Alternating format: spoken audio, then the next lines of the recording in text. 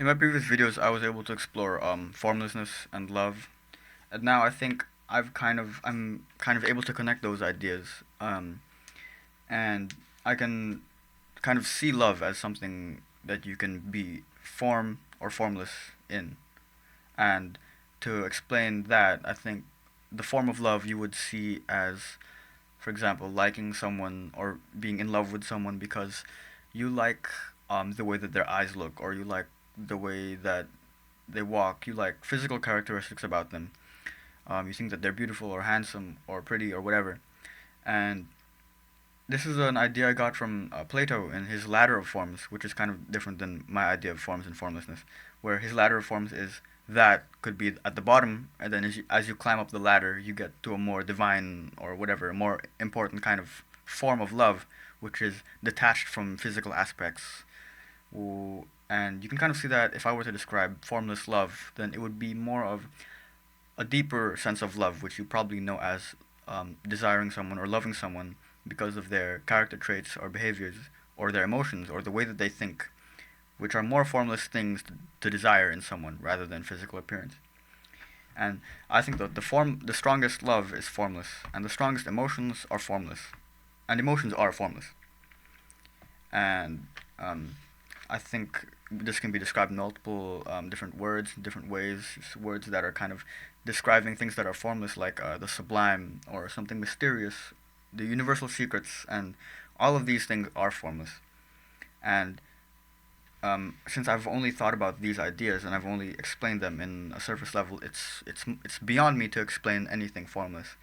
And although I don't have a chance explaining any of that, I think the first thing or the first concept that I can try to explain is love.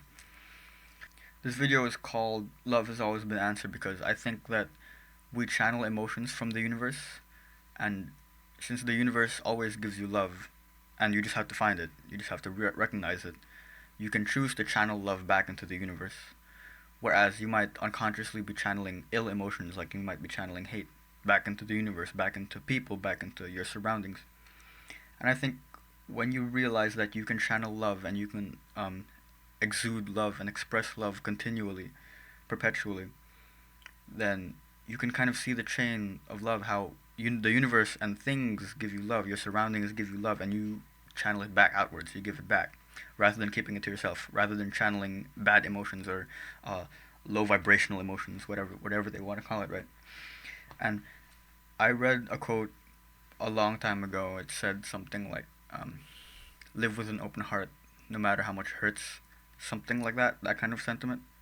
It's from this book called The Way of the Superior Man, and I just took that idea and took it as if you can choose to live with an open heart, who loves fearlessly, who loves with abundance, and who recognizes the love around them and receives them gratefully, receives them and takes the love and channels it back outwards.